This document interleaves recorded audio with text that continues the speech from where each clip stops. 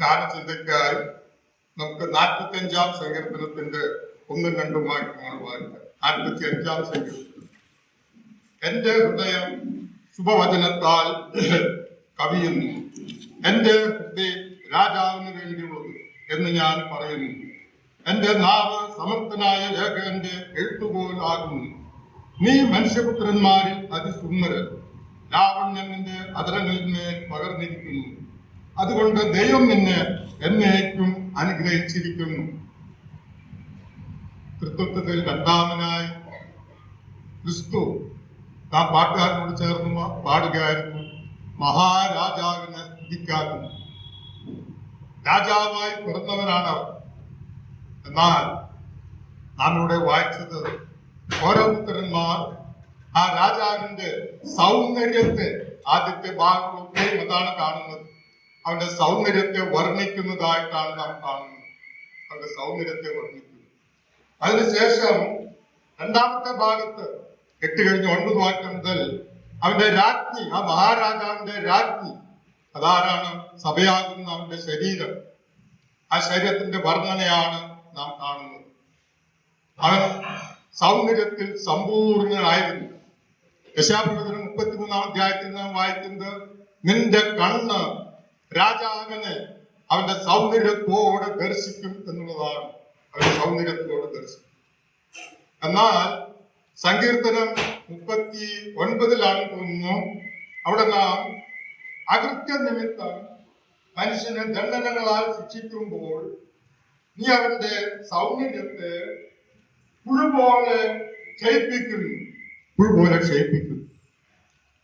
അകൃത്യ നിമിത്തം നീ മനുഷ്യനെ ദണ്ഡനങ്ങളാൽ ശിക്ഷിക്കുമ്പോൾ ഇത്രയും സൗന്ദര്യവാനായ മഹാരാജാവിന് നാം യെശയ്യാപ്രവചനത്തിൽ വായിക്കുന്നത്, നമ്മുടെ എല്ലാവരുടെയും അകൃത്യം അവരുടെ മേൽ ചുമത്തി. എല്ലാവരുടെയും അകൃത്യം, നമ്മുടെ അതിക്രമങ്ങൾ നിമിത്തം അവൻ തകർന്നു, നമ്മുടെ അകൃത്യങ്ങൾ നിമിത്തം അവൻ മുറിവേറ്റും തകർന്നിരിക്കുകയാണ്.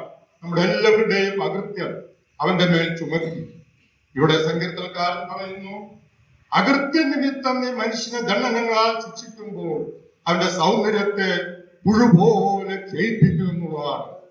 22-ാം സങ്കീർത്തനത്തിൽ വായിക്കുന്നത്, ആ ദാസൻ പറയുകയാണ്, ഞാനോ മനുഷ്യനല്ല, കൃമിയത്രേ, പുഴുവാണ് ഞാൻ, പുഴുവായിത്തീർന്നിരിക്കുന്നു.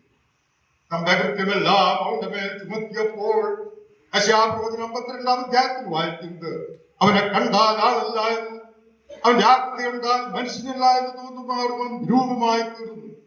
അവന് രൂപഗുണമില്ല, കോപത്വമില്ല, കണ്ടാൽ ആഗ്രഹിക്കത്തക്ക സൗന്ദര്യവുമില്ല. എന്താണ് കാരണം? നമ്മുടെ അകൃത്യമൊക്കെയും അവന്റെ മേൽ ചുമത്തിയത് കൊണ്ട്.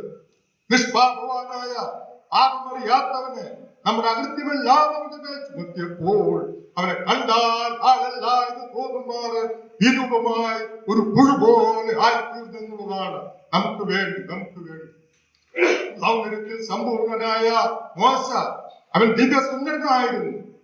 രാജനെക്കുറിച്ച് നാം വായിക്കുന്നത്, അവൻ സുനേത്രൻ, കോമളരൂപി, അതെ, അവൻ വളരെ മനോഹര രൂപിയായിരുന്നു ദാവീദ്. ആ സൗന്ദര്യമെല്ലാം ഇവന്റെ സൗന്ദര്യത്തിന് മുൻപാകെ വെറും ചപ്പും ചവറുമാണ്. എന്നാൽ നമ്മുടെ മഹാരാജാവ് സൗന്ദര്യ സമ്പൂർണനാകുമെന്നുള്ളതിന് യാതൊരു സംശയമില്ല.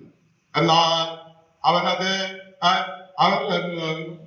വിശേഷത്തിന്റെ ഒടുവിലത്തെ ഭാഗത്തേക്ക് കടന്നു ഒരു 24-ാം അധ്യായത്തിൽ വായിക്കുമ്പോൾ എമ്മൗസിലേക്ക് പോയ ശിഷ്യന്മാരോട് പറയുകയാണ്, അതെ, ഞാൻ ഇങ്ങനെ കഷ്ടം അനുഭവിച്ചിട്ട് ക്രിസ്തു തന്റെ മഹത്വത്തിലേക്ക് പ്രവേശിക്കേണ്ടതാണല്ലോ എന്ന് അവരെ കുറിച്ച് പറയാണ്.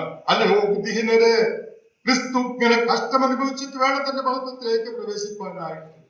അവൻ മഹത്വത്തിൽ നിന്ന് സമ്പൂർണതയിൽ സ്ത്രീകളിൽ നിന്നും ജനിച്ചവനായി, ന്യായപ്രമാണത്തിന് കീഴിൽ ജനിച്ചവനായി ഈ ഭൂമിയിലേക്ക് വന്നത്.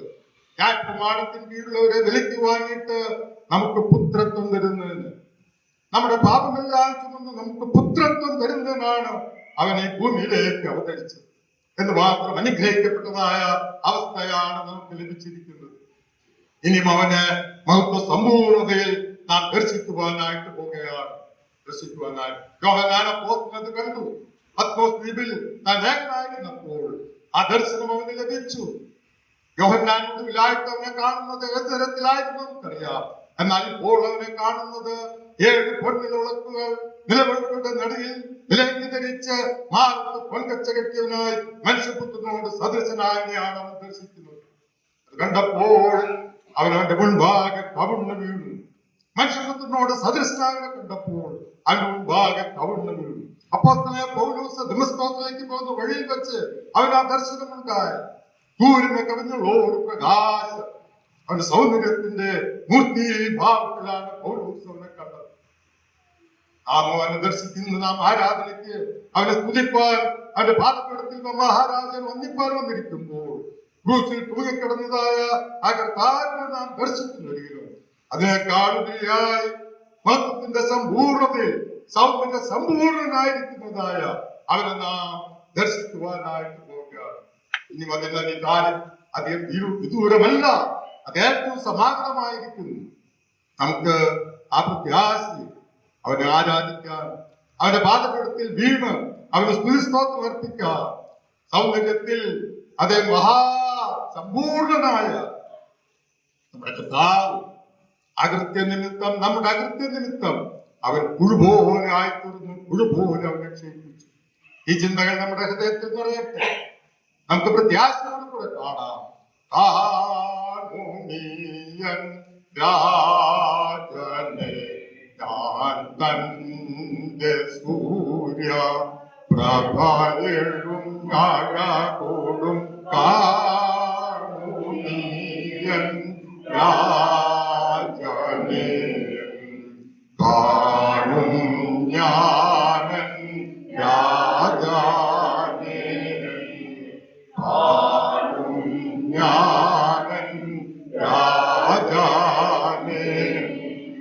കാണും ഞാനൻ കാണും ഞാനൻ രാജനെ സൂര്യ പ്രഭയും കാഴോടും കാണുമീയൻ രാജാനെ